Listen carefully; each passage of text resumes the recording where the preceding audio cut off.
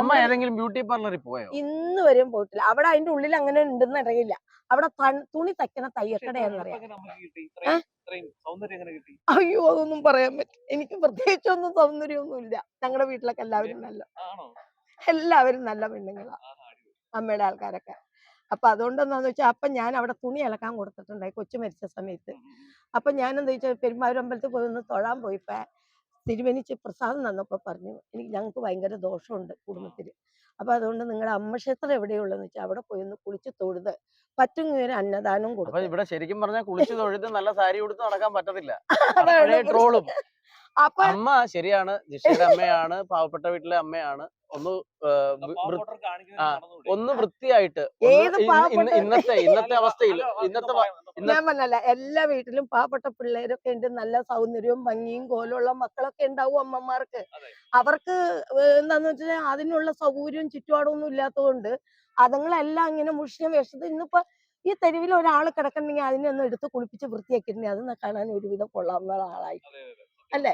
കാരണം എനിക്ക് ഇതിനൊന്നും സമയം ഉണ്ടായില്ല. എൻ്റെ 2 മക്കളെയും വളർത്തി കൊണ്ടുവരണം, നല്ലൊരു രീതിയിൽ അവർക്കൊരു ജോലി മേടിച്ചു കൊടുക്കണം. എനിക്ക് പറ്റാത്ത കാലം വരുന്നേക്ക് മുമ്പ് വേണം അതുങ്ങൾ ഒരു വഴിക്ക് എത്തിക്കാൻ എന്നുള്ളൊരു കണക്കൂട്ട് ചേട്ടൻ നോക്കൂല. വീണുപോയ ചില വാക്കുകൾ ഓൺലൈൻ അതല്ല ഞാൻ പറയട്ടെ, എത്ര വിദ്യാഭ്യാസം ഉള്ളവരാണെങ്കിലും നമ്മളൊരു വർത്താനം പറയുമ്പോ പിടിന്ന് പറയുമ്പോ ചില ആർക്കായാലും ഒരു സ്പെല്ലിംഗ് വ്യത്യാസമൊക്കെ വരും. അത് ഞാൻ പറഞ്ഞോടുകൂടി ഒരു അബദ്ധം വരും. ഒരു വാക്കൊരു സ്പെല്ലിംഗ് വ്യത്യാസം വന്നെന്നും പറഞ്ഞുകൊണ്ടാണ് ഈ ബ്യൂട്ടീഷ്യൻ എന്നുള്ള സംവിധാനം പുറത്തായി വന്ന. അത് പറഞ്ഞു പോയത് അബദ്ധം. ബ്യൂട്ടീഷ്യനൊന്നും ചെയ്യാറില്ല. ഞങ്ങൾ കുടുംബത്തിൽ പറഞ്ഞുകൊണ്ട് നല്ല വൃത്തിയും അതാ എന്റെ നാട്, അമ്മനാട് കൊച്ചിയാണ്, പള്ളൂരുത്തിയാണ്. ഞാൻ ജനിച്ചത് ഇവിടെയാണ്. കുടുംബത്തിൽ പറഞ്ഞതായോണ്ട് നമ്മ വലിയ ബ്യൂട്ടീഷ്യനൊന്നും ചെയ്യേണ്ട കാര്യമൊന്നുമില്ല. ഞങ്ങൾ കൊച്ചി ഓൾറെഡി ഗ്ലാമർ ഉണ്ട്. ഇപ്പൊ ഇത്ര സൗന്ദര്യമാണെങ്കിൽ ഒരു 10-20 വർഷത്തിനും എന്തോരം സൗന്ദര്യം ഉണ്ടായിരുന്നു. ഞാൻ ചെയ്യാത്ത കാര്യങ്ങളാ. തുണി അലക്കാൻ കൊടുത്തു, തുണി മേടിച്ചു കൊടുത്തു. ഒരു വീറും വൃത്തിയായിട്ട് നടക്കുന്ന ഒരു അവസ്ഥയിലേക്ക് വന്നപ്പോ, ഒന്ന് വൃത്തിയായി നടന്നപ്പോ ചില ഓൺലൈൻ മാധ്യമങ്ങൾ കൂടി അമ്മയെ മറ്റു രീതിയിലേക്ക് വർത്തമാനം പറഞ്ഞ് കളിയാക്കുന്ന. അപ്പൊ അമ്മ അറിയാതെ നിഷ്കളങ്കയായ ഒരു അമ്മയാണ്. അമ്മയോട് ചോദിച്ചപ്പോ പറഞ്ഞു, ഞാൻ കുടുംബത്തിൽ പിറന്നതാണ്, എനിക്ക് ബ്യൂട്ടീഷ്യൻ ഒന്നും അറിയില്ല, അത് ചെയ്യാത്തോണ്ട് ഇങ്ങനെ പറഞ്ഞ് ആ ചെറിയ വാക്കുകൾ ഇപ്പോഴും ഉള്ളിൽ കരഞ്ഞുകൊണ്ട് ആ അമ്മ ചിരിക്കുന്ന കാണാം. അതല്ല കുടുംബത്തിൽ പിറന്നു എന്ന് പറഞ്ഞത് അതല്ല ഞാൻ പറഞ്ഞ എത്ര പറഞ്ഞേ. അല്ല ഞാൻ പറയട്ടെ, ഞാൻ അവിടെ അമ്മ ഏതെങ്കിലും ബ്യൂട്ടി പാർലറിൽ പോയോ? ഇന്ന് വരെയും പോയിട്ടില്ല. അവിടെ അതിന്റെ ഉള്ളിൽ അങ്ങനെ ഉണ്ടെന്ന് അറിയില്ല. അവിടെ തുണി തയ്ക്കണ തയ്യക്കടയാന്നറിയാം.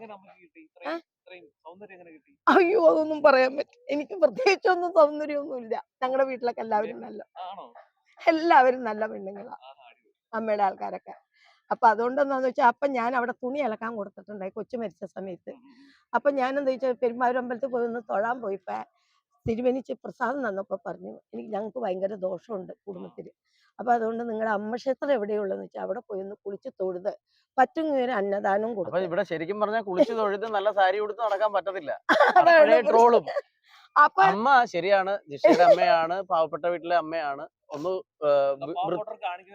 ഒന്ന് വൃത്തിയായിട്ട് ഇന്നത്തെ അവസ്ഥയിൽ ഞാൻ പറഞ്ഞല്ല, എല്ലാ വീട്ടിലും പാവപ്പെട്ട പിള്ളേരൊക്കെ ഉണ്ട്, നല്ല സൗന്ദര്യവും ഭംഗിയും കോലുള്ള മക്കളൊക്കെ ഉണ്ടാവും അമ്മമാർക്ക്.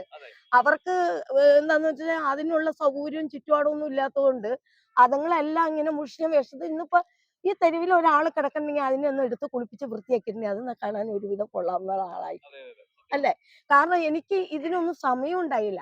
എൻ്റെ 2 മക്കളെയും വളർത്തി കൊണ്ടുവരണം, നല്ലൊരു രീതിയിൽ അവർക്കൊരു ജോലി മേടിച്ചു കൊടുക്കണം.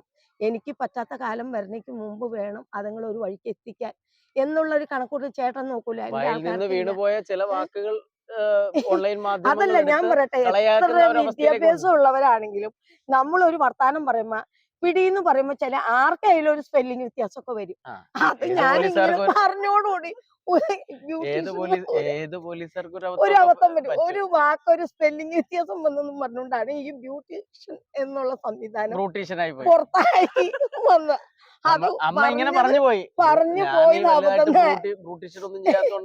ബ്യൂട്ടീഷ്യനൊന്നും ചെയ്യാറില്ല. ഞങ്ങൾ കുടുംബത്തിൽ പറഞ്ഞുകൊണ്ട് നല്ല വൃത്തിയും അതാ എന്റെ നാട്, അമ്മനാട് കൊച്ചിയാണ്, പള്ളൂരുത്തിയാണ്. ഞാൻ ജനിച്ചത് ഇവിടെയാണ്. കുടുംബത്തിൽ പറഞ്ഞതായോണ്ട് നമ്മ വലിയ ബ്യൂട്ടീഷ്യനൊന്നും ചെയ്യേണ്ട കാര്യമൊന്നുമില്ല.